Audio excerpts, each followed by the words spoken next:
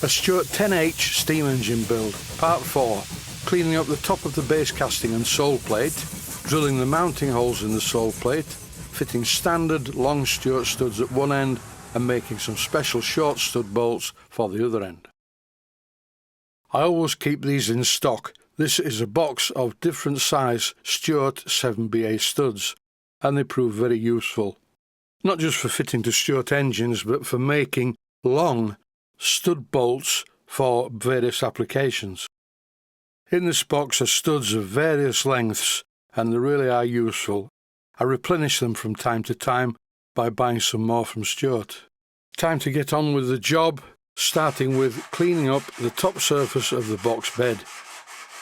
This at some stage in its life had been machined, and the machining was a bit crude, so I'm removing the marks by rubbing it on a piece of 400 grade wet to dry sandpaper for rather a long time. Had I have been in the main workshop at the top of the garden, I would have used my 4-inch belt sander to do this, or to at least start the job off. But no, I did it the hard way, and it took quite a while. I'm also cleaning the underside to remove some rust. The video is currently running at twice normal speed, and it still took a while to clean it up. What I'm doing here is cleaning up the end of the sole plate where the cylinder mounts. It's not particularly badly machined, it's just a bit rusty. Finally, this job was completed and both of the parts look a lot better. Particularly the top surface of the box bed, which in the fullness of time will be painted black.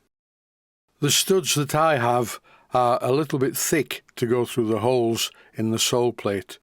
Solution: drill out the holes in the sole plate using one imperial drill size larger than the existing holes. It's never a good idea to have things like this too tight. Don't forget, steam engines get hot and they move around. You can't see them moving around. The only parts you can see moving are the parts that are meant to move. But the metal expands and contracts, so you don't want any tight fittings. Once I drilled out the holes, the studs were a really good fit in them. They're sticking out a bit too far, but that's because they're not screwed all the way into the box bed. I used a small pair of pliers, which is not the best way to do the job, to make sure they were both level and screwed further in. The way to take studs in and out is to use a pair of lock nuts, but it was just quicker to use a pair of pliers at this time.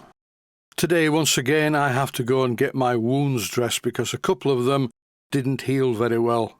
Ironically, the large wound where they extracted the kidney was fine, but the other 3 opened up when the clips were removed. But they're looking good now. I have a body like Frankenstein's monster and an abnormal brain. But that's no problem, my brain's always been abnormal. What I'm about to do is convert some very small 7BA bolts into studs by machining away the heads. And this doesn't work. It nearly does, but then it snapped off. The small bolt couldn't stand the side pressure of the parting tool, so the alternative is just to machine it away like this using a standard tool towards the chuck rather than across it. As you can see, this is a very small part and I'm taking very gentle cuts, but in the end I get there and it looks good. To round the edge of the stud, the part that's going to be sat just above the nut, was created by pulling the bolt out of the chuck a little bit and using a file to round it. Then I repeated the process on yet another 7BA bolt, once again cutting towards the chuck and being very careful not to break it off or abuse it in any way.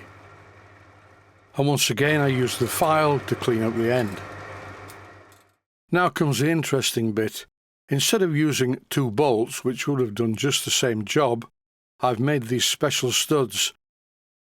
Here they are, a bit out of focus, and the nuts are held in place with Loctite 603.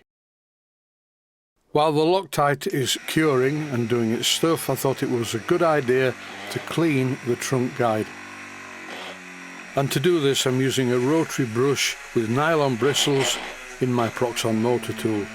This cleaned the trunk guide beautifully without removing any of the metal. Even though I cleaned up the end of the trunk guide, which fastens to the cylinder, The finish didn't end up spectacular, but it doesn't matter because it's only to hold a gasket between the parts. Originally this sole plate casting was a real mess with casting sprue everywhere, and now it's looking a lot better. If you don't believe me, watch the earlier episodes. Here's a connecting rod and big end assembly which I've cleaned up. I didn't show this, it was a very simple job, it just took a while. And the job started with a needle file. I found this in the workshop the other day. Believe it or not, this is the drawing showing how to build a vertical 10V, a horizontal 10H and even a double 10, a vertical twin-cylinder engine. Times have changed. I can actually read this with my reading glasses on, whereas sometimes on modern instructions the writing is so small I need to use a magnifying glass as well as my reading glasses. Just another instance of the joy of old age. That's it for now. Stay safe, stay healthy. Thanks for watching, and I hope you found it useful. Please take the time to visit my Mainsteam Models website and click on the section of the website that says Video Playlists. And by doing that, you can find other videos that you may like to watch. And by using the playlists, you can actually watch the videos back to back.